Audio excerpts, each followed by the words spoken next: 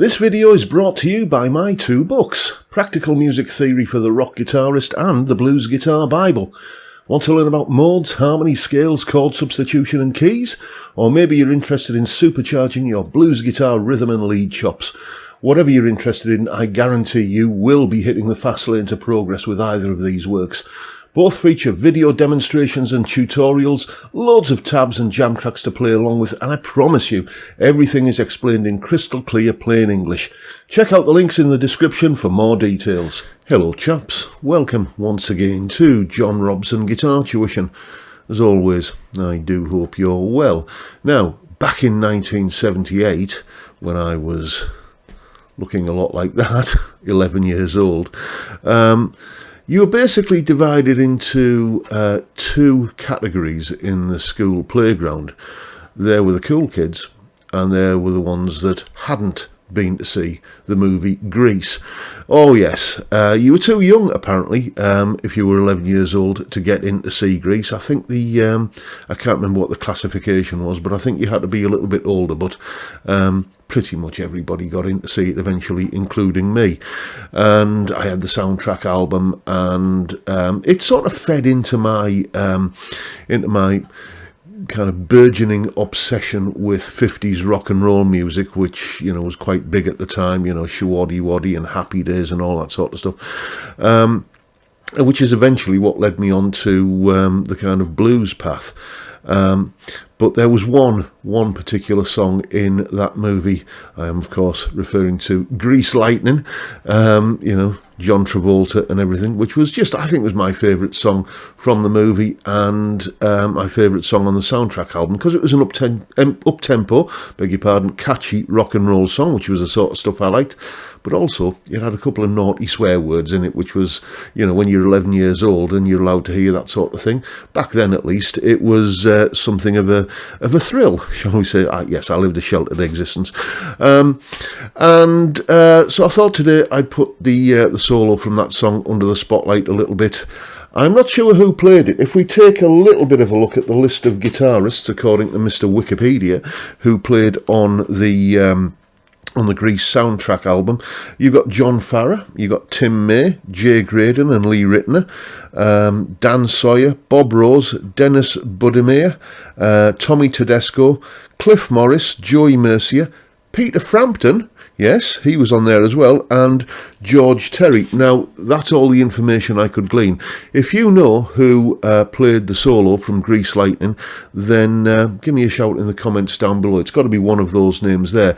Because it sounds like it was played on a Telecaster, I'm going to go with it was possibly this chap here, Tommy Tedesco, because famously, you know, his Telecaster is supposedly, or was supposedly, the most recorded electric guitar in history.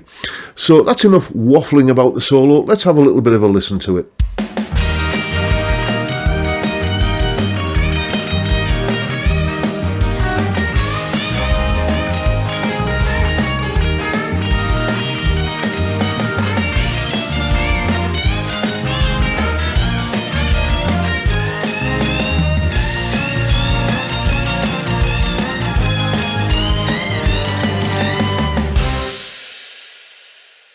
And now, let's take a little bit of a look at what's going on in the solo. Solo explanation. Right then, what we've got here is a sort of a variation on a 12-bar blues. It's actually 16 bars in length, but it's basically a 12-bar blues that's been modified slightly and run in the key of E-flat, with a key change at the end. It goes like this.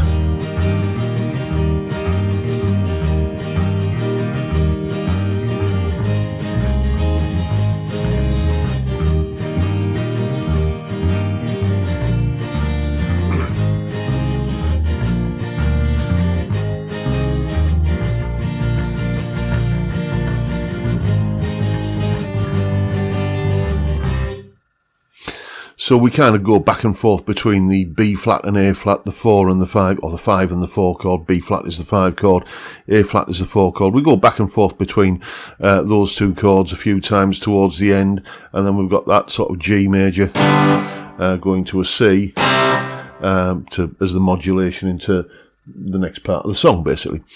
And because it's essentially a 12-bar blues in the key of E flat, we're playing a lot of E flat blues ideas, largely coming out of E flat minor pentatonic, which pattern 1 would be the 11th fret. Like that. And we start off with some fairly typical rock and roll double stops on the top 2 strings. Like that. So we actually play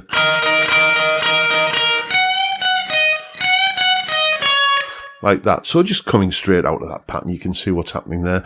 And then we do a little bit of bendy stuff on the 2nd string at the 14th fret. Then we do a typical kind of blues thing where we introduce into the minor pentatonic the major third. So the major third is when you kind of do this.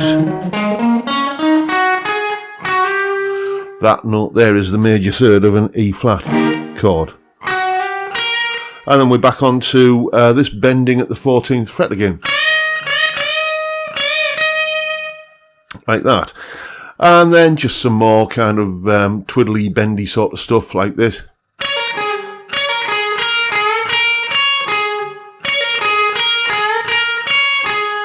And then we continue that into the next bar.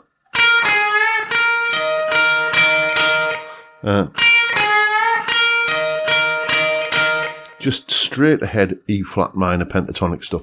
And then we have like that, and that takes us through the first 8 bars of the chord sequence. Basically, we're now at the point where we're going to go to the 5 chord, which is a B flat major, and we start playing a little bit more into the chords at this point, because what he does here is plays like this B flat major, kind of a B flat major pentatonic lick with a passing note in there. So we're starting on the C note here and bending that up to the D, which is the major third of the B flat chord. And then this little chromatic walk up here. It's not really B flat major pentatonic, it's more like a kind of a mixolydian sort of thing. Anyway, it's these notes. Like that, and then we're back into like sort of a modified E flat minor pentatonic. So as well as these 2 notes on each string, we're introducing this pair of notes here. Technically you could call this the Dorian mode, but it's basically this lick. So we're doing the bend here at the 14th fret, which is right at the top of the E flat minor pentatonic, bringing that F note in, and then bending this note, which is, once again, just getting your bearings. There is the pattern of notes we're using. We're bending this note up to this one. And then we get, I always get this bit wrong. It took me a few takes to get this one in the solo.